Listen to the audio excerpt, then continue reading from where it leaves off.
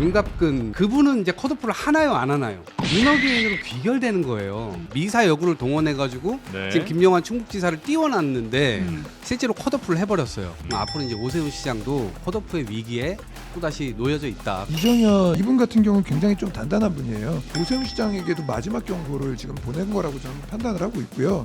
회장의 배려는 없을 것이다. 강력한 심폐소생술을 통해서 한번 반전을 꾀하는 게 이정현 공관위원장이 머릿속에 그리고 있는 그림인 것 같고요. 네. 이진숙 전 위원장 같은 경우도 조금 해당이 될 수도 있는 사람이에요. 보통은 현역 단체장을 날릴 때는요 그 정당이 유리할 때예요. 네. 지금 국민의힘이 그 상황이 아니거든요. 그거는 굉장히 새로운 인물을 넣지 않는 이상 좀 당황스러운 부분이 있는 것 같아요. 네. 밥 먹는 자리도 거부권을 행사하는 게 장동혁 대표인데 단식하고 있는 장동혁 대표 앞에서 야당 만찬을 한 것 자체가 무례했다고. 이제 정상적인 시간으로 돌아왔습니다. 오늘 또 국내 뉴스들이 참 많습니다. 물론 국제 뉴스들도 좀 있습니다만 요 뉴스들 같이 정리해 주실 분들 모시겠습니다. 더불어민주당 이동학 전 최고위원님 어서 오시고요. 네 안녕하세요 네. 이동학입니다. 반갑습니다. 그리고 오랜만에 오셨네요. 국민의힘 조용술 전 대변인님. 네 안녕하세요. 네. 조영술입니다. 이틀 전에 네 이틀 됐습니다. 까지는 대변인이셨고 네. 이제 임기가 다 돼서 이제 앞으로 뭘 맡으셨어요? 아니면 그거는 좀 기다려 보셔야 됩니까? 뭐 지금 현재 저는 당협위원장 하고 있으니까요. 예. 예, 고향을 당협위원장 하면서 고향을 네네 바로 옆 동네입니다. 상암동. 맞습니다. 네. 네. 거기 여론이 쉽지는 않죠? 아닙니다. 해볼만 합니다. 아 그렇습니까? 네. 전 맨날 그렇게 살고 있습니다. 알겠습니다. 조용술 당협위원장님 그리고 정말 오랜만에 나오셨습니다. 개혁신당 전 수석 최고위원 김성열 전 최고위원 어서 오십시오. 예, 오랜만에 뵙습니다. 네. 아니 저거 효과 있는 거예요? 저 지금 마이크에 달려 있는 거? 액막의 명태요.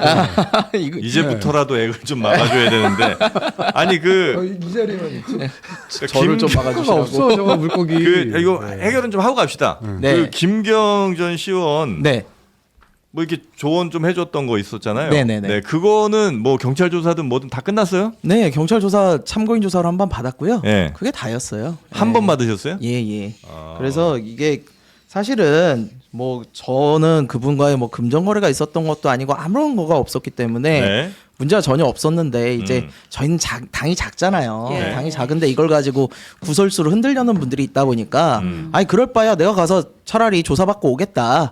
그렇게 해서 먼저 나선 거고요. 네. 이제 조사받고 문제가 없는 것으로 판단이 돼서 이제 돌아오게 되었습니다. 아, 네. 그 입건 뭐 이런 게 아예 입건도 안 됐어요. 된 거예요. 예, 예. 아. 다시 이제 또 방송 활동 뭐 당 활동 계속 하시는 거예요? 예, 당 활동하고 있고요. 예. 예, 이제 본격적으로 복귀 준비를 해가지고 아마 곧 복귀를 할 것 같습니다. 네. 그러니까 당도 잠깐 내려놓으셨던가요?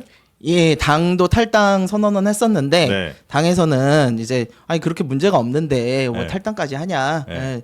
예, 마음은 알겠으니까 조금만 기다려보자 해서 네. 당에서는 좀 기다리고 있었던 상황이고요. 또 문제가 없는 건 판명돼서 당에서 빠르게 좀 복귀 절차를 밟아주고 있는 상황입니다. 네. 그래도 수석 최고위원이었기 때문에 네. 네. 아마 저는 선대위에서 아주 중책을 또 맡게 되지 않을까 싶어요. 아, 아이, 뭐 그래요? 시켜주시는 대로 열심히 해야죠 뭐.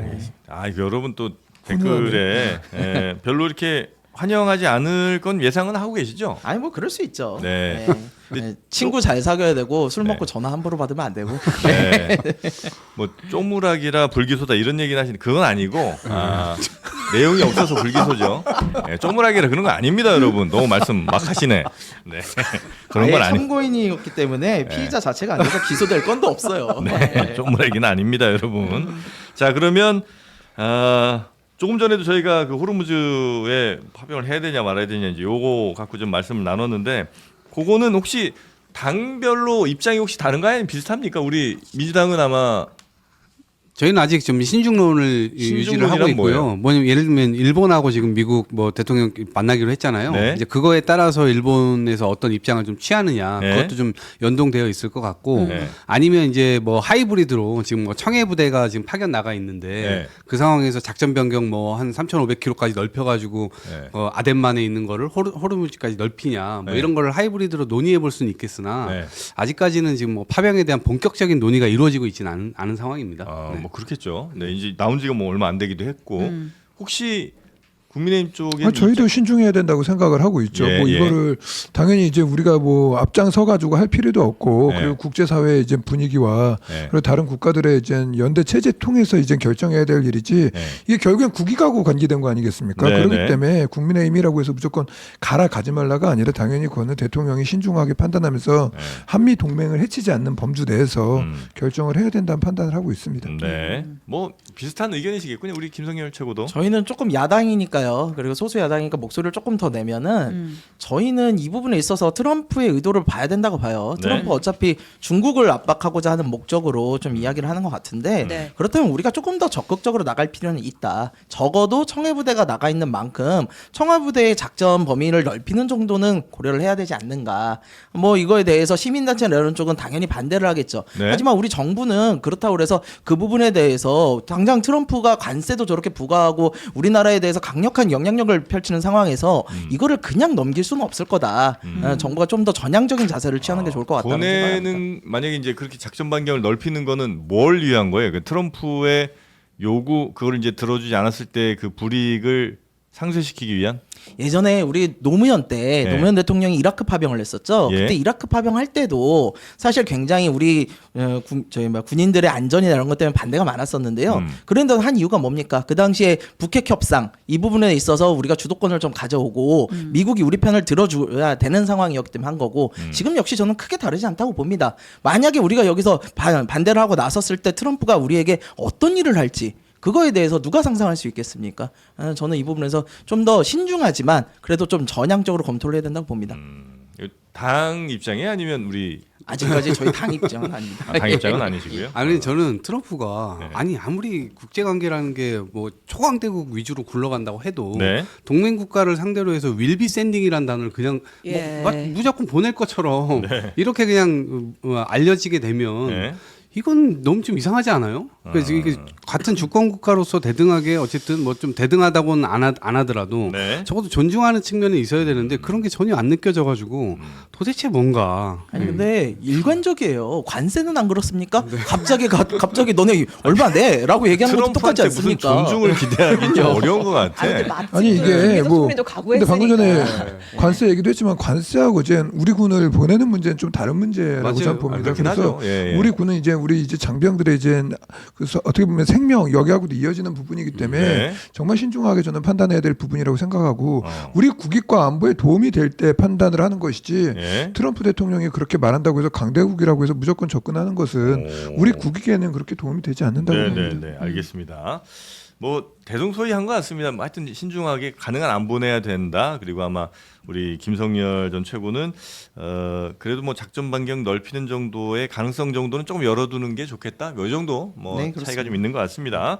자 그러면 지금 복귀한 이정현 공관위원장 이야기부터 국민의힘 이야기부터 한번 뉴스들을 살펴볼까요? 네, 본격적으로 당 얘기 네. 해보겠습니다. 이정현 공관위원장이 지난 금요일에 급 사퇴했잖아요. 더 이상 공관위에서 내가 생각했던 방향을 추진하기 어렵다고 판단했다라는 사퇴의 변을 남기고 자리를 내려놨는데 내려놓자마자 이제 당에서 이제 막 기자들이 어떻게 할 거예요? 그러니까 아예 찾아가서 다시 모셔와야죠라고 했는데 보통은 다시 모셔와지지가 않는데 이분이 모셔와졌습니다. 네, 네, 금요일에도 돌아왔습니다. 사실은 뭐 이제 여의도 등지에서 목격이 되셨다고 하고 네.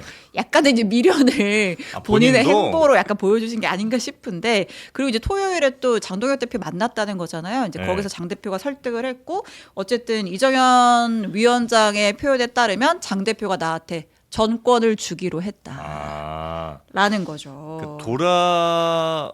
돌아오기 위해서는 어쨌든 사람들이 찾아와야 되는데 사람들이 찾아오기 편한 여의도 쪽에 주로 이제 계셨고 핸드폰도 이제 껐다가 켰다가 이제 껐다가 키신 것으로 연락 혹시 안 될까봐 네, 기자들이 몇 명 통화가 됐어요. 아, 그래요? JTBC를 비롯해서. 예. 그래서 이제 컴백을 했는데 컴백하면서는 이제 더 강력한 그러니까 전권을 나에게 줬다. 라고 하면서 네. 염치 없지만 공관위원장직 수행하겠다. 네. 결과에 대한 모든 책임도 내가 지겠다라고 오. 했고 뭐 이제 핵심 중에 하나가 이제 오세훈 시장이 후보 등록 안 한 거였잖아요. 네. 요 기간도 드디어 3번째로 늘려줬습니다.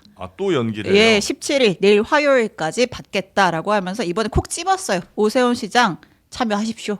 돌아오라 오세훈. 네.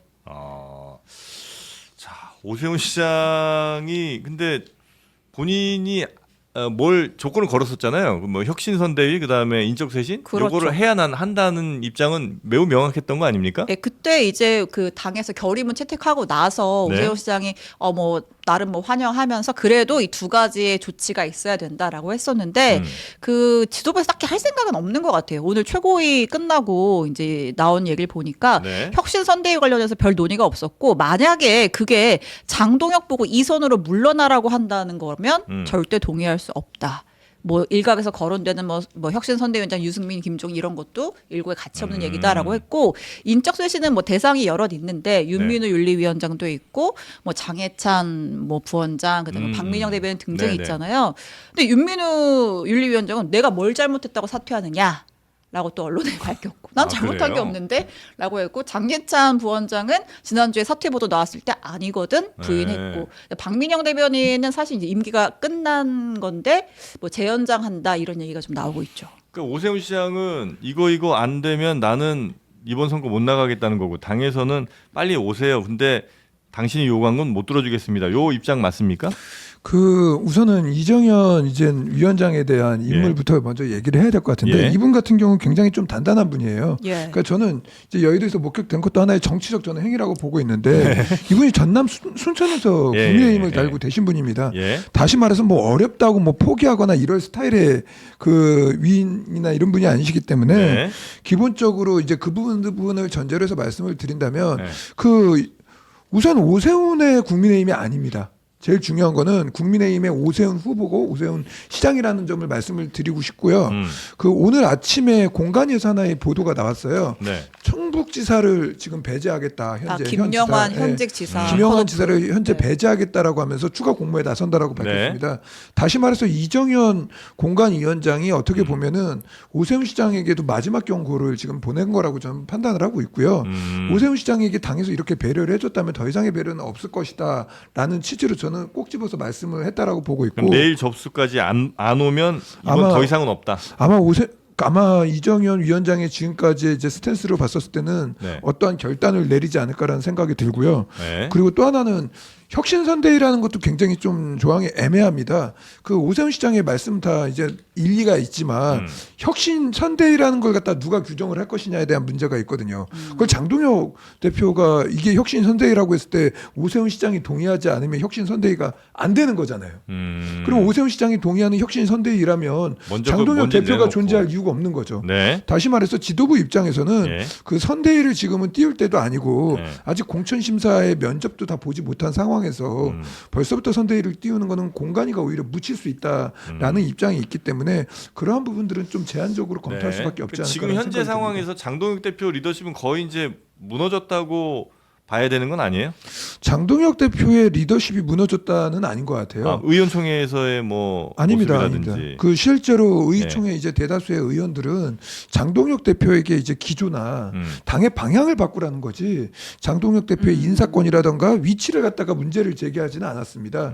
그리고 또 특히 최고위 인사들이나 최근에 이제 그 당의 이제 원내 이제 지도부에 계신 분들하고 제가 또 식사하기도 하고 했는데 네. 뭐 장동혁 대표에 대한 그 위치에 대해서 불만을 토로하거나 그런 얘기들은 안 나왔고요. 네. 그리고 최고위 인사들도 실제로 대다수가 장동혁 대표가 이제 노선을 좀 더 대중정당으로서 방향을 전환해 달라는 일부 목소리는 있을지 모르겠지만 네. 장동혁 대표에 대한 근본적인 문제 제기를 하는 그 위치에 대해서 그 부분은 굉장히 저는 소수로 알고 있습니다. 네, 알겠습니다. 최고위가 아주 공고하게 지금 버티는 것 같아요. 이 모습을 보는 개혁신당이나 민주당은 뭐썩 크게 영향을 받지는 않으시는 걸로 판단하시는 것 같습니다. 아니 이제 예. 공관위가 진짜 공천 관리를 제대로 할 수 있을지에 대한 의문은 좀 들죠. 네. 왜냐하면 지금 처음에 장동혁 대표가 어쨌든 입장 표명을 하지 않아서 공천관리위원회에서 서울시장 딱 이 날짜를 줬는데 거기에 오세훈 시장이 안 했잖아요. 한번 안 하니까 이제는 우리는 버스 떠났다 끝났다 딱 입장 표명을 딱 했는데 아마도 전권을 줬음에도 불구하고 그 이후에 장동혁 대표가 전화를 했든지 주변 사람들 전화를 했든지 한 번 더 문을 열어줘라. 네. 이렇게 해가지고 공관위의 권위가 일단 한 번 실추됐습니다. 그리고 나서 두 번째 기회를 줬는데 오세훈 씨가 또 안 했잖아요. 그러니까 공관위가 사실상 권위를 지금 신뢰하는 과정이었고 그리고 실기하는 과정이었고 그리고 그러다 보니까 장동혁 대표의 이 지도력마저도 실기하는 이 과정으로 된 겁니다. 네. 근데 이제 충북지사 말씀하셨는데 거기 저희가 지난주에 윤갑근 변호사 예. 거기에 공천 신청한다고 얘기 나왔던 것 같은데 네. 그러면은 이게 그분은 이제 컷오프를 하나요 안 하나요? 그러니까 그렇게 결과가 되면 윤호개인으로 귀결되는 거예요. 근데 지금 4선 하셨고 중진이고 국민의힘에 엄청난 이 공력을 가지신 분이고 막 미사 여구를 동원해 가지고 네. 지금 김영환 충북지사를 띄워놨는데 실제로 컷오프를 해버렸어요. 앞으로 이제 오세훈 시장도 컷오프의 위기에 또다시 놓여져 있다. 그래서 신청을 하게 되면 제가 볼 땐 굉장히 안 좋은 꼴을 보게 될 것 같다. 신청하라고 한 다음에 컷오프 한다고요? 그렇죠. 그럴 수 있죠. 왜냐하면 똑같은 논리예요. 왜 그게 중진들에게 지금 적용되는 게 왜 오세훈에게는 적용이 안 되죠? 에이, 그거는 아니죠. 아니, 그 우스운꼴 당합니다, 아닙니다. 정말. 김영환 이제 지사도 최종적인 건 아니고 네. 이제 아까 제가 그쪽에 계신 분하고 통화를 했었는데 네. 그 실제로 이제 어쨌든 최고에서 최종적으로 그 기회를 줄 것인가 안 줄 것인가에 대한 이제 이의 신청은 할 것 같아요. 네. 그대로 이제 수용하지는 않고 그리고 공간이가 판단하는 것 가장 중요한 것은 지금 민주당하고 이제 대결하는 국면에 있어서 경쟁력이 있을 수 있냐라고 할 때 오세훈 시장 같은 경우는 최소한 경쟁력 있는 부분에 있어서는 그래도 나쁘지 않기 때문에 그렇게까지 뭐 쉽게 컷오프하거나 그러진 않을 거라고. 오 시장 관련 딱 두 가지만 질문. 그러니까 오 시장이 만약에 등록을 안 해요? 플랜 B가 있어요? 그 다음에 오 시장은 그러면 출마를 안 해요? 진짜 끝까지 안 해요? 못하게 되는 거죠. 국민의힘을 달지 않고서는 오세훈 시장이 나가지는 않을 거라고 보고 있고요. 네. 오세훈 시장 주변에 있는 분들도 이제 그렇게 판단하고 있습니다. 그리고 이제 오세훈 시장 말고 뭐 플랜 B 이런 얘기는 아직 일어나지 않은 일이니까 네. 우리가 뭐 특정 상황을 갖다가 계획을 해놓고 한다는 건 오세훈 시장 보고 등록하지 말라는 얘기하고 같은 거기 때문에 네. 특별한 이제 플랜 B는 없습니다. 근데 네. 저는 충북지사와 관련된 플랜 B는 없이 만약에 현직 지사를 이렇게 날렸다. 예. 그거는 진짜 오도가도 할 수 없는 그런 상황으로 가는 거거든요. 설마 플랜 B가 플랜 B가 없는 상태에서 이걸 했을까요? 그리고 오늘 또 공정관리위원회에서 지금 했는데 충북에서 시작된 이 결단이 국민의힘을 다시 태어나게 하는 쇄신의 출발점이 되도록 하겠다라고 공관위가 다시 밝혔어요. 네. 이건 재심을 해도 제가 볼 뭐 때는 윤 변호사님이라고 쉽지 해가지고 않죠. 뭐 우리가 네. 단수 주고 그러지는 않을 거고요. 네. 그 당연히 이제 그 김영환 이제 지사님 같은 경우도 이제 당에 대한 기여가 이런 게 많았기 때문에 그런 것도 고려해서 최고에서 판단하지 않을까라는 생각을 네. 하고 있고요. 다른 이제 루트라든가 다른 방향도 한번 대화를 나눠보지 않을까 싶습니다. 개혁신당은 오세훈 시장이랑 뭔가 이렇게 뜻을 모으거나 이런 움직임은 없습니까? 예, 없습니다. 네, 없어요. 너무 네. 단호하신데. 아, 전혀 그래요? 없고요. 네. 그게 문제가 아니고 저는 오세훈 시장이 지금의 행보는 굉장히 바람직하지 않다고 보여요. 왜냐하면 제가 오세훈 시장이 경쟁력도 있고 뭐 서울시도 나쁘지 않게 했다라고 그동안 평가를 해왔는데 네. 그럼에도 불구하고 당이라는 곳은요 개인을 위해서 존재하는 게 아니에요. 어쨌든 여러 사람들이 같은 뜻을 가지고 뭉쳐 있고 그거에 맞춰서 원칙을 세워놨는데 그 원칙을 자기가 힘이 세다 그래가지고 나는 지금 공천 지금 안 해. 너네들 지도부 바꾸지 않으면 안 할 거야. 대변인 잘러. 이런 식으로 얘기하는 게 과연 후보자의 자세가 맞는가? 저는 이거는 굉장히 바람직하지 않다고 보고 네. 국민의힘이 여기서 만약에 오세훈 시장에 대해서 계속해서 이렇게 끌려다니게 되면요 당으로서의 가치가 없다고 봐요 저는. 네, 이렇게 지금- 되면 안 되는 거죠. 네, 네. 자, 그리고 서울도 서울이지만 대구가 또 굉장한 고민입니까? 그러니까 이제 이정현 공관위원장이 현역 용퇴론을 한번 들고 나왔던 적이 있잖아요. 되게 네. 세게. 그러니까 우리는 이게 이거 오세훈 박형준 들으라고 하는 얘기네라고 해석을 했었는데 사실은 핵심은 대구였다라는 거예요. 그러니까 대구에 출마하려고 하는 뭐 중진 의원들, 뭐 예를 들면 뭐 주호영 의원이라든 추경호 의원 말고 이정현 공관위원장 마음속에 누군가 있는 것 같아요. 마음속에 누군가 네. 있는 것 같다. 누가 있는 것 같아요. 이야기할 공간 현장이 마음이 있다고 해서 주지 못한다니까요. 근데 기본적으로 이제 경선이 고성국 원칙이기 TV 자주 때문에. 나가시는 이모 전 하여튼 이진수 위원장, 뭐 이진수 전 위원장이 약간 좀 머릿속에 있는 것 같다. 그렇지는 않고요. 네. 그 이정현 공관위원장이 기본적으로 갖고 있는 생각은 이건 것 같습니다. 지금 국민의힘이 어쨌든 그 현재 국민들로부터 좋은 선택을 지금 받지 못하고 있잖아요. 그렇기 때문에 분명히 이제 대중정당으로서 국민의힘이 반전을 꾀해야 되는데 그러려면은 어떻게 하면 이제 현역들이 아니라 새로운 인물들을 등장시킬 수 있을 것인가가 첫 번째인 거고요. 그렇기 때문에 현재 지방선거에서도 그 지방 의원들 같은 경우 3선 가번을 이제 받으면 우리가 한번 좀 검토해 볼 필요가 있지 않냐. 그래서 새로운 청년들이 좀 등장할 수 있게끔 하지 않냐라는 이야기들을 많이 하고 있거든요. 네. 다시 말해서 그 강력한 심폐소생술을 통해서 한번 반전을 꾀하는 게 이정현 공관위원장이 머릿속에 그리고 있는 그림인 것 같고요. 네. 그거에 대한 결과는 이제 대구뿐만이 아니라 다른 지역에서 기초자치단체장들 이제 특히 공천하면서 많이 등장할 거라고 봅니다. 네. 그 새로운 신선한 공천에 이진숙 전 위원장 같은 경우도 조금 해당이 될 수도 있는 사람이에요. 그거는 이제 당연히 이제 당원들이 그건 판단하겠죠. 아, 그래요. 네. 지금 인재영입위원회 보니까 거의 문 닫았다는 기사가 어제 나왔던데.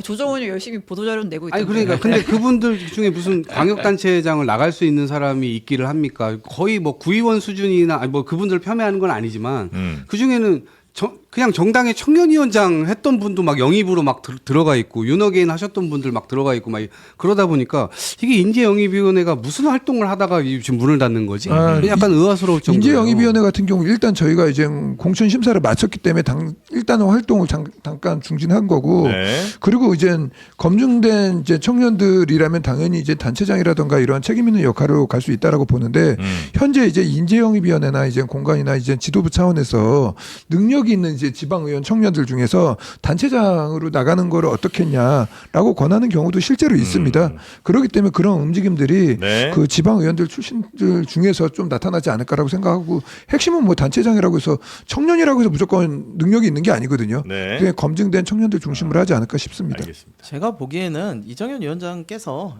이진숙 전 방통위원장을 좀 마음에 두고 계시는 것 같다 예, 보여요. 예. 그리고 근데 사실 지금 대구에서 여론도 그렇게 나쁘지 않은 것으로 나오더라고요. 이진숙 위원장이. 예, 네. 그러다 보니까 현역 의원들 여러 번 하셨던 뭐 주호영 의원이라든가 추경 의원보다는 새로운 얼굴을 내밀자. 라는 뜻으로 좀 가실 수도 있어 보인다.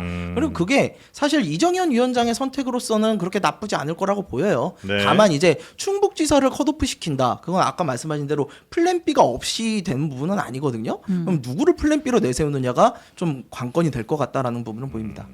자, 그렇게 하고 충북은 아까 말씀하신 것처럼 김영환 현직 컷오프 네. 그리고 대전시장에는 충북에 근데 후보가 많지 않지 않았어요? 많지 네. 않죠.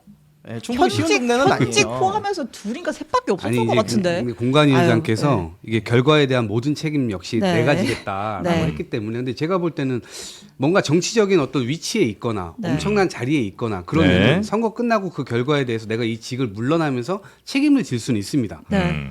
그런데 지금 현직도 아니시고 그냥 뭐 이렇게 그냥 가만히 계셨던 분이잖아요. 네네네. 근데 와가지고 뭘 책임질 수 있다는 거지? 다른 수많은 후보들이 자기 인생 걸고 지금 이 선거전에 뛰어드는데 이것에 대한 책임으로 과연 이분이 뭐 그냥 공관위원장직을 물러난다고 해서 뭐가 될 것인가? 네. 거기에 대해서는 의문인 거예요. 그래서 제가 볼 땐 그 효과가 별로 그렇게 크지 않을 것 같다. 그러니까 보통은 현역 단체장을 날릴 때는요, 그 정당이 유리할 때예요. 네. 그 정당이 누가 나와도 좀 될 만한 상황일 때, 네, 네. 그 다음 사람도 한번 내보내 보자 네. 이게 되는 건데 지금 국민의힘이 그 상황이 아니거든요. 네. 김영환 지사가 아무리 뭐 지역 내에서 여론이 어떤지 모르겠으나 네. 그래도 현역 프리미엄이라는 게 있는데 컷오프를 진행하고 간다. 그거는 굉장히 새로운 인물을 넣지 않는 이상 좀 당황스러운 부분이 있는 것 같아요. 네. 보통 이제 그럴 때는 이제 주고 싶은 사람이 있는 경우에 보통은 그렇죠. 예. 누가 나온지 한번 좀 보면 되겠죠. 네. 그리고 그 외에 대전 충남. 그 충북 충주시장 있잖아요. 예. 조기령 전 시장하고 윤갑근 변호사하고 뭐 이런 분들이 충북에서 뜁니다. 네. 자, 하고 그럼- 대전은 이장우 대전시장 현역이죠. 단수 네. 공천 확정. 충남도 김태훈 충남지사 단수 공천 확정 네. 됐습니다. 넘어가겠습니다. 네. 자, 그리고 대통령이 지금 민주당 초선 의원들과 함께 회동을 했습니까? 네, 지금 민주당은 초선이 어쨌든 그 최대 개파예요. 네. 68명인가가 초선이잖아요. 한 번에 다 모일 수가 없어서 어제 오늘 이틀에 걸쳐서 34명씩 이제 쪼개서 만찬 회동을 하고 있는데 대통령이 어제 초선들 만나서 굉장히 뼈 있는 얘기들을 많이 했습니다. 한 2시간 반 정도 만났고 정부 여당이 안정적으로 협력 관계 유지하면서 산적한 개혁 과제들을 잘 처리해 나갈 수 있게 협조를 부탁했다. 그러니까 청와대의 공식 설명이었고 그리고 나서 이제 워낙 많은 의원들이 갔다 보니까 뭐라 그랬어요 대통령이?라고 이제 물어보잖아요. 워딩들이 굉장히 명확합니다. 네. 자, 검찰 개혁과 관련해서 지금 당내 강경파랑 좀 갈등이 있잖아요. 국민이 바라는 개혁을 해야지 이를 넘어선 지나친 개혁은 과유불급이고 오히려 부작용이 나올 수 있다. 검사가 다 나쁜 건 아니지 않느냐. 개혁이란 건 상대를 몰아세워 끝장을 본다고 되는 게 아니다. 라는 말도 했고 이미 검찰의 수사 개시권도 박탈이 됐는데 뭐가 더 문제냐. 그리고 헌법에 검찰총장이라는 명칭이 있는데 그걸 어떻게 바꾸냐. 결국은 헌법을 이제 바꾸지 않는 이상 네, 어떻게 그러니까 이제 바꾸냐. 정부 안대로 네. 통과하는데 초선들, 그러니까 사실 이제 이 초선들이 이재명 대통령 대표 시절에 이제 공천받은 사람들이잖아요. 그러니까 좀 나한테 힘 실어줘라고 얘기를 한 거죠. 네, 이 얘기는 당내에 검찰 개혁에 좀 더 강한 목소리를 내고 있는 뭐 이른바 강경파 네. 이쪽에 조금 경고 내지는 불만 이런 것 좀 표시한 거라고 봐도 괜찮겠죠? 아니 뭐 호소하시는 거죠. 호소? 예, 네. 호소하고 있는 것이고 뭐 필요하면 설득을 계속 하는 거죠. 그리고 정부 안하고 어쨌든 여당 안하고 여당이 이제 일부 또 의원들하고 생각이 좀 다른 측면도 있고 또 이것이 유권자 측면에서도 좀 갈리는 측면이 있을 겁니다. 네. 그동안 강력하게 추진을 하자라고 했던 분들에게는 정부안이 좀 미흡하다 이렇게 생각하실 수 있는 뭐 여지가 있죠 분명히. 네. 그렇지만 결국 이 개혁이라고 하는 건 대통령께서 말씀하신 대로 백래시가 오면 안 되는 거거든요. 예, 반격의 기회가 되거나 혹은 우리가 뭔가 엄청난 파고를 해서 결국에는 상대방한테 다시 기회를 정치적인 기회를 주게 되는 상황으로 가서는 안 되기 때문에 그 국민의 폭넓은 지지 이런 것들을 좀 받을 수 있게 안정적 개혁을 하자. 그리고 시끄럽게 뭐 이 하는 것보다는 훨씬 더 이 성과 중심으로 한번 해보자. 그리고 실용적으로 개혁하자. 차제에 네. 부족하면 또 할 수 있는 거니까 어쨌든 1단계는 이런 방식으로 좀 해보자라고 호소하신 게 아닌가 네, 싶습니다. 그러니까 대통령은 그렇게 보고 있는 것 같고 당내 이른바 강경파들은 이번 놓치면 안 된다. 네, 라고 아주 강경하게 또 보고 있는 것 같기는 합니다. 아니, 가장 강경파가 대통령 아니었어요. 저는 그 민주당 같은 경우 제일 그 야당의 입장에서 볼 때 가장 강경파는 이재명 대통령이었거든요. 어떻게 보면 이제 야당이 이제 합리적으로 제시하는 이제 거부권이라던가 아니면 야당과의 협치라던가 이런 거에 있어서 지금까지 다 거의 패스를 해버리시고 실제로 이제 위헌적 요소가 있는 이제 법외국제라던가 사심제라던가 그 졸 속으로 이제 본회의 올라가기 전에 다 바꿔버리고 막 그런 것들을 이제 주도하고 그걸 추인하고 했던 게 다 대통령이었는데 네. 갑자기 이 검찰의 관련 건에 있어서만 갑자기 그 정부 여당이라고 다 모든 걸 할 수 없다라고 하면서 아니 엄청난 온건과 협치주의자가 돼버린 거예요. 네. 그렇기 때문에 국민들 자체가 그 진정성을 믿을 수 없는 거고 그렇기 때문에 이제 김어준 방송에서 나왔던 그 의혹들이 계속적으로 이게 사실이 아니냐라는 비판에 직면한 것은 대통령이 지금까지 했던 그러한 모습들과 행태들로 이제 볼 수밖에 없다라고 보고 있고요. 그리고 심지어 한 발 더 나가서 국민들을 상대로 막이라는 표현까지 쓸 정도로 자신이 원하는 방향을 갖다 드라이브할 때 거친 언행들을 계속적으로 했던 분이십니다. 돈이 막이다 할 때 그 말씀이신가요? 막이라고 했죠. 그 이제 유주택자들을 이제 비유할 때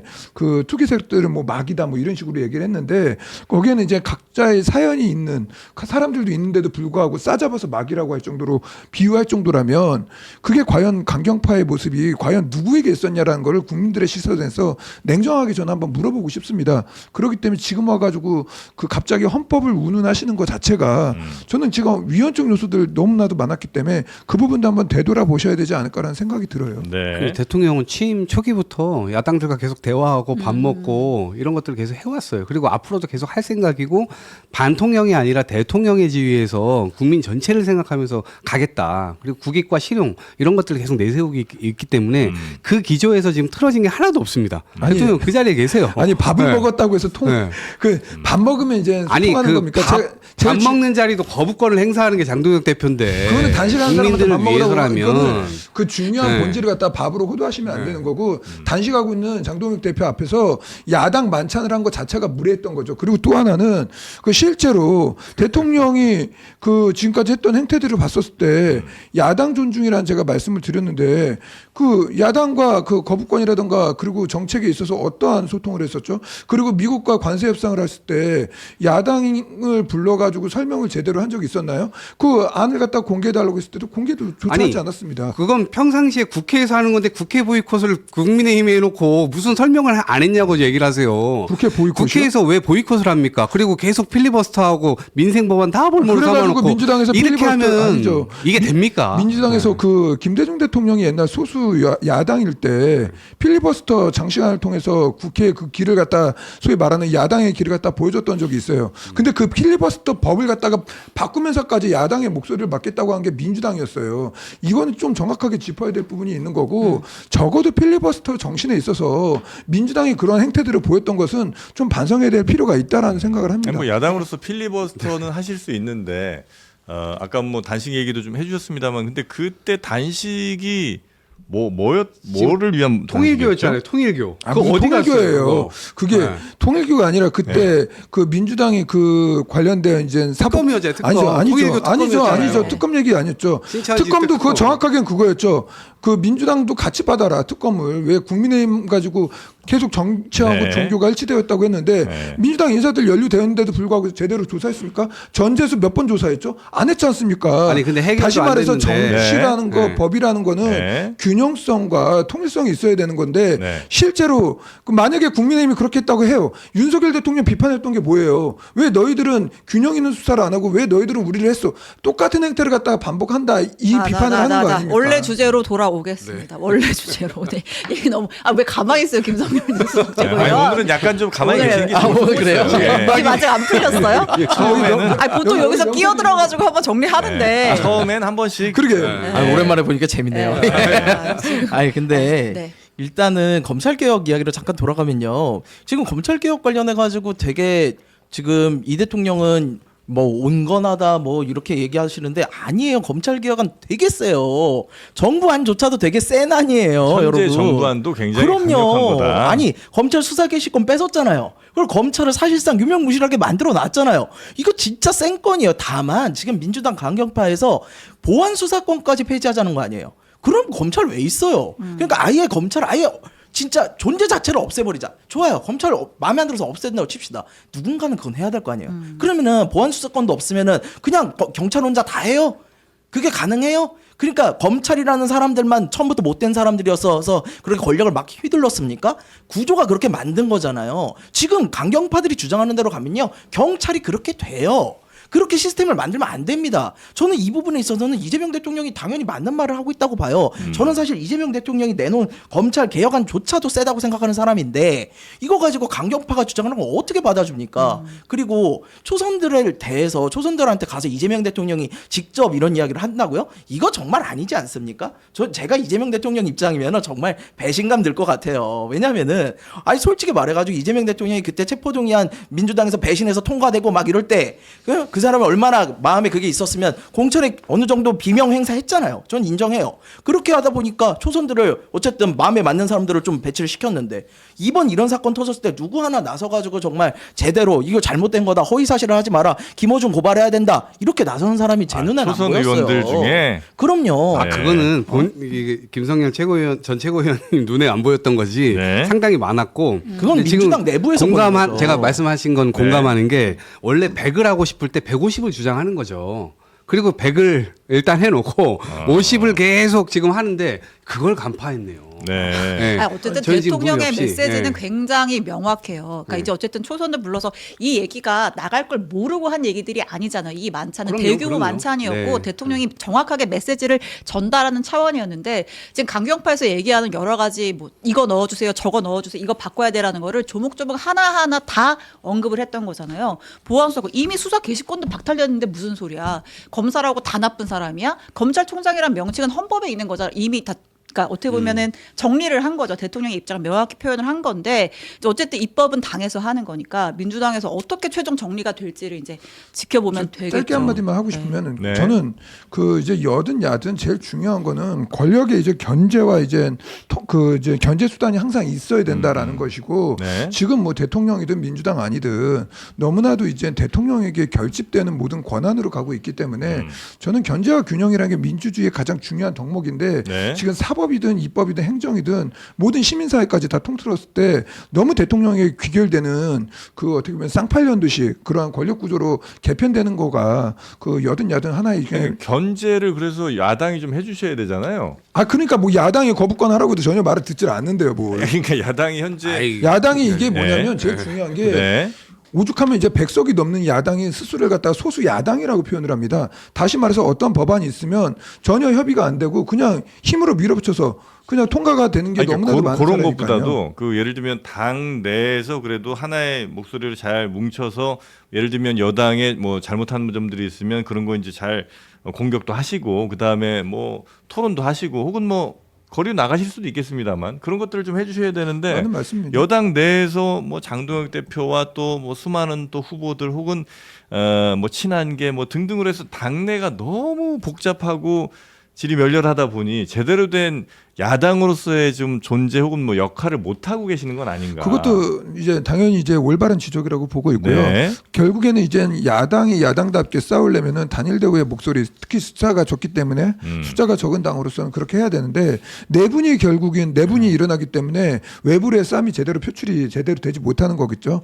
그렇기 때문에 이번 그 공간이라든가 공천 과정을 빨리 마무리해야지만 네. 우리가 이젠 그 민주당을 견제하는 제일 야당으로서의 역할을 제대로 할 수 있다고 보고 네. 그러한 지적에 대해서는 항상 아프게 생각하고 있습니다. 알겠습니다. 네, 대통령 발언 하나만 더 전하겠습니다. 대통령이 X에 그 과거에 그 이재명 대통령 조폭 연루설 제기했던 이 장영하 국민의힘 당협위원장이 그 지난주에 이제 대법 판결이 있었어요. 어쨌든 이제 유죄 확정 판결이 났는데 이걸 이제 거론하면서 아직도 이재명이 조폭이랑 관련 있는 줄 아는 사람들이 있다. 근데 사실이 아는 것으로 드러났지 않느냐, 가짜 뉴스 아니냐라고 하면서 확인 없이 무차별 확대 보도한 언론들이 흉기보다 더 무섭다 이렇게 지적을 했습니다. 네. 근데 이제 최근에 사실은 그러니까 일단 이제 대통령이 언급한 거는 이제 조폭 연루설 보도였는데 또 이제 진영 내에서 이제 또 가짜 뉴스 관련된 또 논란이 하나가 있었잖아요.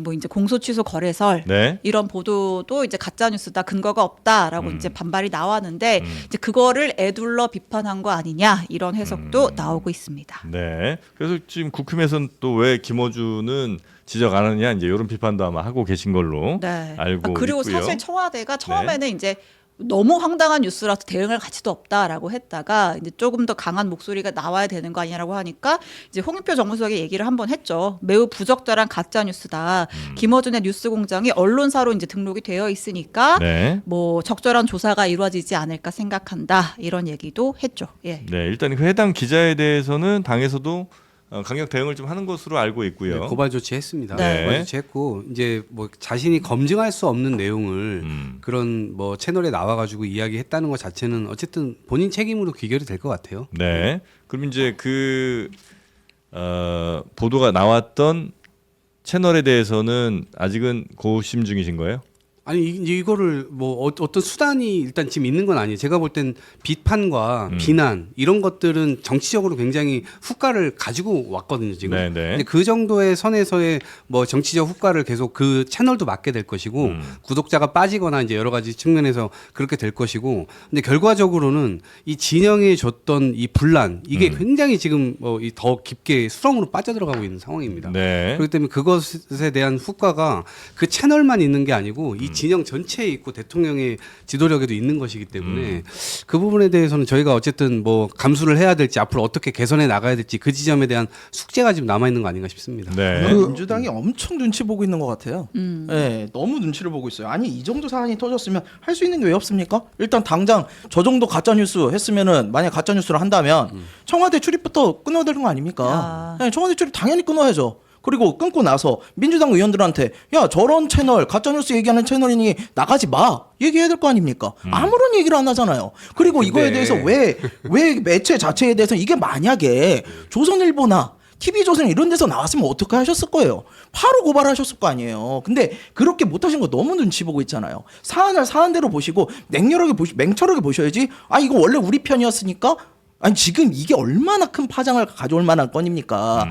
현직 대통령이 자신의 공소를 취소해달라고 그걸 검찰 개혁과 엿바꿔 먹었다라는 이야기를 하고 있는 거잖아요. 아니 저는 예. 그러니까 비판적인 시각은 저도 갖고 있습니다. 네네. 그러니까 이 부분에 대해서는 사실 김어준 씨가 저는 유감 표명이라도 사과 표명이라도 앞으로 주의하겠다 정도의 입장 표명은 있어야 된다고 봅니다. 근데 그것조차 하지 않고 있는 것에 대해서는 저도 비판 의식을 갖고 있는데 네. 그동안 사실은 저희들이 똘똘 뭉쳐가지고 해온 데 있어서의 어느 정도의 역할이 있는 거예요. 근데 이것을 무슨 보수 신문이나 우리가 적대적으로 서로 이 관계들이 이어져 왔던 그런 거 대하듯이 할 수는 없는 거예요. 그래서 해왔던 맥락들이 있기 때문에 어느 정도는 팔이 안으로 굽는 이 모양도 있는 겁니다. 그래서 그런 측면에서 그 모든 걸 다 이해한다 이게 아니라 그래서 차제라도 지금 어쨌든 잘못된 건 잘못된 거고 네. 이 부분과 관련돼서 또다시 이런 일들이 발생하면 안 되기 때문에 도대체 어떤 장치가 좀 필요한 거냐. 그리고 저널리즘적 지금 청와대까지 출입하는 그런 상태까지 왔는데 네. 책임은 없고 그냥 보도라는 이유로 혹은 단독이라는 이유로 말만 할 수 있다. 이런 건 없는 거잖아요. 그래서 그 책임을 어떻게 지울 건지에 대한 차제 뭐 제도 개선이랄지 아니면 스스로 뭐 어떤 입장이나 이런 것들을 정갈하게 다시 한번 정리한다든지 이런 과정은 꼭 필요할 것 같다. 아니 이거는 제도 개선의 문제가 아니라 즉각적인 조치의 문제죠. 맨 처음에 이제 전 MBC 기자가 나와서 이제 어떻게 보면 공소 취소라는 엄청난 대통령이 탄핵이 될 수 있는 문제를 갖다가 지적을 했습니다.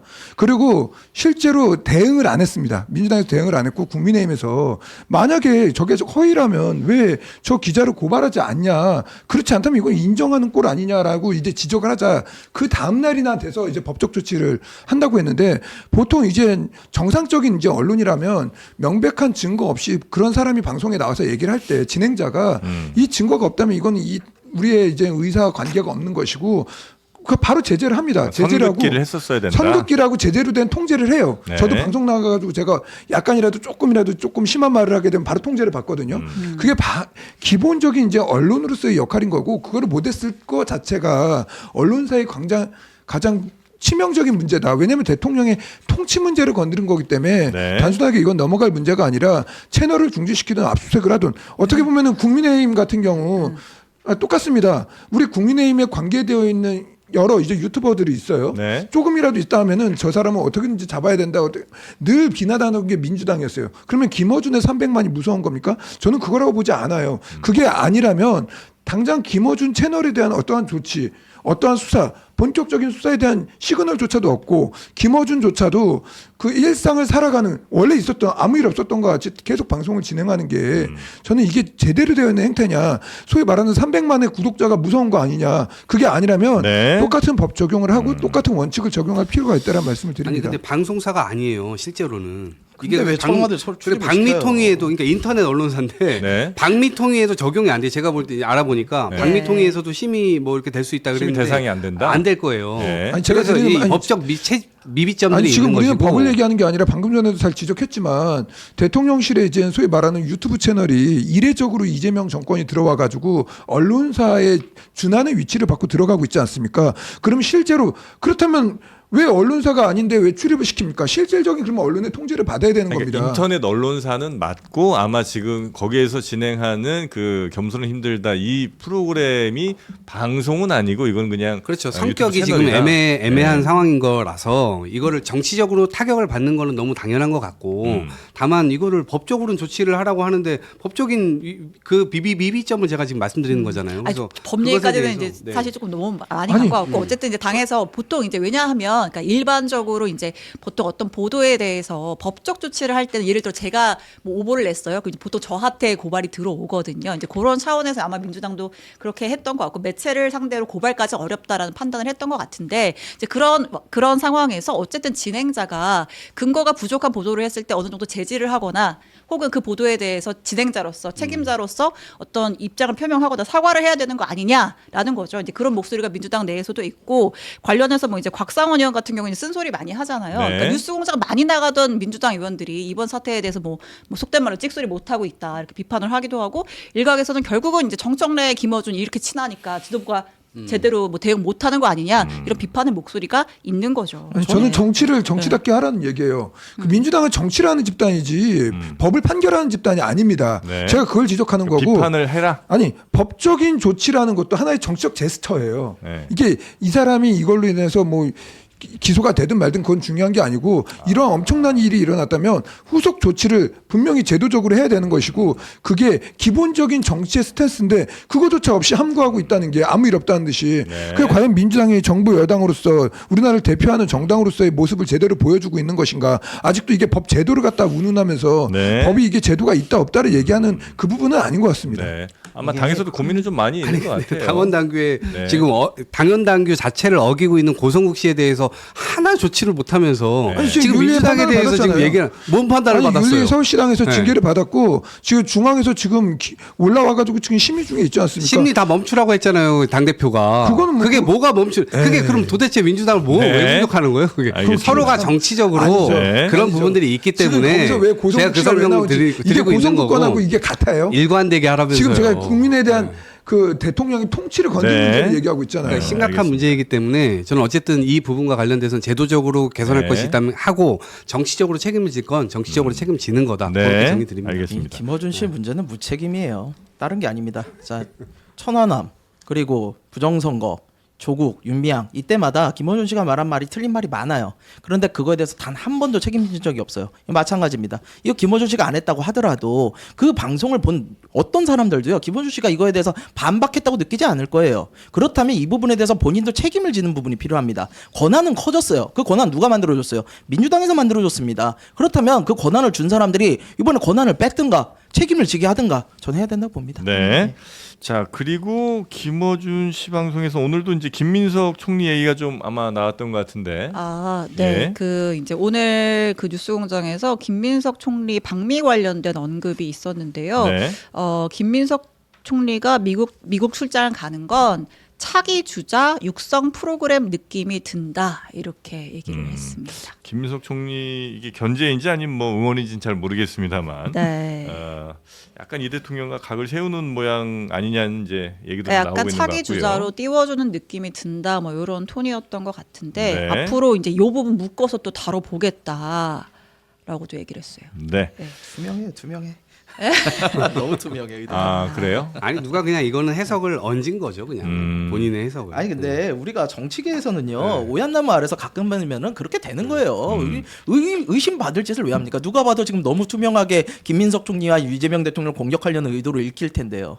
저는 이해가 가지 아니 않아요. 네. 정원호, 박주민 띄워주기 같이 또 하는 거니까 뭐 그거는 계속 대통령 아니, 누가 누굴 띄워주는 아니 거예요? 총리가 아니 미국 가는 게 예전에 뭐가 이제 잘못됐어요? 이재명 그러니까 뭐가 대통령이 잘못됐어요? 정원호를 언급하고 아주 네. 강력한 서울시장 후보가 네. 됐고 최근에 이제 그 서울시장 후보군으로 아예 올라가 있는 이제 박주민 의원까지도 이제 언급을 했는데 결국에는 그 권력에서 이렇게 보여주는 모습들은 노골적으로 보여주는 모습이라고 볼 수밖에 없고 실제로 이제 그 민주당 내에서도 워낙 덩치가 크니까 그런 식으로 분열하면서 견제하기 시작한 게 아닐까 싶습니다. 그렇죠. 네. 알겠습니다. 자 넘어가 볼까요? 네. 긁고 긁는 사이 조국 대표와 한동훈 대표가 또 온라인으로 설전을 벌였습니다. 그 한동훈 대표가 유세하면서 저를 발탁한 것은 윤석열이 아니라 대한민국입니다. 이제 이런 멘트를 했었는데 이제 그 발언을 이제 조국 대표가 가지고 와서 법무부 장관 할 때도 국민의힘 비대위원장 할 때도 윤석열이 발탁했지 국민은 당신을 선출한 적이 없습니다. 윤석열과 한동훈의 관계는 오야분과 꼬북이었을 뿐입니다. 라고 썼어요. 한번 긁어줬고요. 네, 그래서 이제 한동훈 대표가 또 이제 응수를 하죠. 네. 지난번부터 했던 그 이제 그 약간 계속 가지고 오는 패턴 답변인데 그런데 조국 씨 부산 말고 군산 보내달라고 이재명 민주당에 떼쓰던데 이렇게 이재명에 아첨하면 부산 말고 군산 과연 보내줄까요? 라고 또 올렸습니다. 네, 서로 이제 긁고 있는 네. 효자손 정치를 네. 두 사람이 보여주고 있다. 오늘 처음으로 웃음 나오네. 진짜 너무 힘들어. 아유, 오늘 우리 쉽지 않습니다. 한동훈 전 대표의 앞날은 혹시 우리 조영실 대변인 어떻게 보십니까? 국민들로부터 다시 선택받을 때까지는 어렵지 않을까라는 생각을 합니다. 국민의힘이 선택할 수는 없어요. 국민의힘이 선택하려면은 네. 기본적으로 이제 똑같은 건데요. 같은 논리인데 당원들의 이제 지지와 선택이 있어야 되는데 현재로서 한동훈 전 대표가 당원으로부터 네. 그 높은 지지, 이제 본인이 당 대표 될 때던 시절 같이 높은 지지를 못 받고 있는 상황인 것 같아요. 국민의힘 정치인 가운데 요 정도로 뭐 팬 있는 정치인도 많지 않지 않나요? 팬덤과 당내와 전국적인 지지율 그건 좀 그거는 좀 다르다? 다른 거죠. 아, 예, 그리고 그래요? 이제 강력한 팬덤이 있는 것도 되게 어떻게 보면 정치인으로서는 굉장히 큰 자산이지만 네네. 어쨌든 중요한 거는 국민의힘은 그 100만 당원들 그 이제 책임 당원 100만 책임 당원들이 이제 지탱하는 정당이고 네. 그 당원들의 상당수가 동의를 해야지 다시 돌아올 수 있지 않을까라는 생각을 합니다. 아, 그렇습니까? 저는 한동훈 전 대표를 키워준 건 파라리 장동혁 대표다라고 생각을 합니다. 장동혁 대표요? 네, 제명 안 시켰어요. 시켰어야죠. 제명은 진짜 안 시켰어야 돼요. 제가 생각하기엔 그래요. 제명을 시키는 바람에 무슨 일이 벌어지냐면요. 지금 지방선거에서 국힘이 어렵잖아요. 국힘이 만약에라도 지방선거에서 대패를 하게 되면요. 네. 그냥 그 대패의 책임은 장동혁이 지고 대패에 대해서 그 한동훈 잘라서 그렇게 됐다라는 이야기가 나올 거예요. 그럼 한동훈 대표 가만히 앉아가지고 승리를 하게 되는 그런 상황이 벌어질 것 같아서 그런데 지금 한동훈 대표도 그렇다면 조금 그냥 가만히 있어도 되시는 상황인데 굳이 조국 대표와 이렇게 싸우실 필요가 있는가라는 생각도 좀 아니, 합니다. 근데 존재감은 한동훈 대표가 보여야죠. 가만히 앉아 있어서 승리가 아니라 가만히 앉아 있다 계속 가만히 앉아 있게 되는 거 아니에요? 그러니까 존재감을 계속 보여주는 게 한동훈 차원에서는 좋은 것이고 네. 그것이 윤어게인을 외치고 있는 국민의힘과 계속 대비가 되잖아요. 그런 차원에서 정치적 영향력을 계속 가질 수 있는 것이고 네. 다만 저는 이번 총선은 나오기 어려울 거다. 그냥 어디를 나가도 방해 세력이 있습니다. 호남에 나올 수도 없고 그렇다고 수도권에 나올 수도 없고 그러면 어부질이고 부산이나 대구를 선택한다 하더라도 거기는 장동혁 대표가 사활을 걸고 누군가를 내보낼 거거든요. 그렇게 되면 오히려 상처를 더 받게 되고 네. 실제로 실권을 갖기 여기 굉장히 어려울 조금 거예요. 조정해야 네. 될 게 그 장동혁 대표가 제명한 건 아니고 그건 윤리 징계였다는 걸 분명히 네. 말씀드리고요. 아하. 왜냐면은 아니 장동혁 지도부는 정말로 그 저도 최고위 이제 비공개에 많이 들어가지만 네. 특정한 이제 룰이나 기준점을 갖다가 제한하지는 않습니다. 아. 그걸 갖다가 이제 윤리 판단을 갖다 수용하냐 안 하냐의 문제였던 것뿐이고 예. 또 하나는 전 좀 이견인데 그 한동훈 전 대표의 제가 만약에 진짜 핵심 참모라면 좀 쉬셔야 된다라는 말씀을 드리고 싶은 게 이분이 지금까지 그래요. 정치적으로 그 윤석열 대통령하고 대립각을 가면서 지금까지 오면서 선거에서도 좀 크게 지셨고 그리고 이제 당 대표를 하다가 이제 중간에 관두게 되면서 네. 과정이 있어서 굉장히 논란이 있었는데 안 쉬었어요. 다시 말해서 자신이 그 국민의힘으로 다시 돌아오고 국민들의 선택을 받으려면 대한민국에 대한 방향과 비전을 갖다가 제시할 수 있는 방향으로 가야지 이렇게 누군가하고 계속 싸우면서 네가티브만으로 저는 국민의 선택을 다시 받기 네. 어렵기 때문에 네. 좀 힘이 필요하지 않을까 네. 싶습니다. 저는 이번에 한동훈 대표가 클레면 희생의 모습을 좀 보여야 된다고 봐요. 험지나 이런 데 나가서 군산 출마. 그렇지 진짜로 한동훈 군산? 군산까지는 안 가도 돼요. 개항 정도만 나가도 희생이 될 거예요. 그렇게 해서 당을 위한 희생을 하는 모습을 보여야지 지도자로서 좀 더 많은 모습을 보여줄 수 있을 것 같다는 생각을 해요. 알겠습니다. 자, 하여튼 한동훈 전 대표, 조국 대표 네. 서로 간에 한동훈 대표 근데 부산에 약간 공들이는 것 같긴 해요. 부산이요? 주말에 사직구장도 가고. 계속 아. 그러죠. 네. 근데 그렇다고 국민의힘이 지금 제명까지 시켰는데 본인들이 후보를 안 낼 수도 없잖아요. 그 상황에 저는 이거는 바람직하지 않은 선택이라고 보여요. 국민의힘 입장에서 가장 최악은 한동훈 전 대표께서 그렇게 무리해서 이제 출마하고 국민의힘에서도 후보를 내고선 얼떨결에 민주당이 어부지리로 먹게 된다던가 아니면 조국혁신당이 먹게 될 경우 그때가 가장 이제 한동훈 전 대표한테는 최악의 이제 수가 아닐까라는 생각을 합니다. 한동훈 전 대표가 그렇게 하면 최악이죠. 본인에게 최악이다. 그거는 이제 장동혁 그렇죠. 대표보다 더 큰 책임에 직면할 수밖에 없지 않을까 싶습니다. 알겠습니다. 민주당은 어떤 경우라도 어리둥절이네요. 가만히 있어도 저긴 네, 즐겁잖아요. 가만히 계십시오. 아니 네. 어리둥절입니다. 네. 알겠습니다. 예, 하여튼 뭐 정치권 소식 쭉 살펴봤고요. 뒤에 또 인터뷰들이 좀 있어갖고 빠르게 소개해드리고 넘어가도록 하겠습니다. 그 닌자라고 아주 유명한 그 블렌딩 그 믹서기 같은 거 하는 데 있잖아요. 날이 굉장히 좋은 그 닌자에서 휴대용 블렌더를 냈습니다. 무게가 890g밖에 안 되고 충전이 가능한 거라 그냥 언제 어디서든 뭐 포도든 딸기든 뭐 이렇게 갈고 싶은 거 있으면 갈아서 이렇게 주스처럼 음료를 드셔도 되고요. 아니면 단백질 보충제 같은 거 쉐킷 하는 것도 괜찮은 샤크 닌자 포터블 블렌더 요게 하나가 있고요. 그리고 휴테크 온열 마사지 스윙 체어라고 흔들리자입니다. 흔들리자. 네. 요거는 집에서 그냥 푹신한 흔들의자를 사용하시다가 버튼 하나 누르면 바로 안마 의자로 변신하는 이런 안마 겸용 흔들 의자. 이 사이드 포켓에 리모컨이랑 다리 받침 뭐 이런 게 딱 다 있어서 각도 조절 같은 것도 편하게 하실 수 있고 버튼도 안마하는데 가장 최적화된 버튼들을 쭉 배치를 했으니까 공간 차지 많이 안 하는 너무 무겁고 너무 큰 그런 안마의자 말고 이런 휴테크 심플한 안마의자 하나 놔두시면 어떨까. 인테리어용으로도 아주 좋습니다. 요거 초특가 25만 9천 원에 준비가 돼 있으니까요. 필요하신 분들 링크 따라 들어가셔서 구매하시면 되겠고요. 오늘 세 분은 여기서 보내드리고 저희가 이어서 바로 또 인터뷰랑 또 연구소 진행하도록 하겠습니다. 세 분 오늘 고생 많으셨고요. 아쉬움이 아마 하시는 말씀 못 하셔서 조금 아쉬움들이 좀 있으신 것 같은데 다음 기회에 다시 모셔서 말씀 듣도록 하겠습니다. 고맙습니다. 예, 고맙습니다. 네, 감사합니다. 고맙습니다.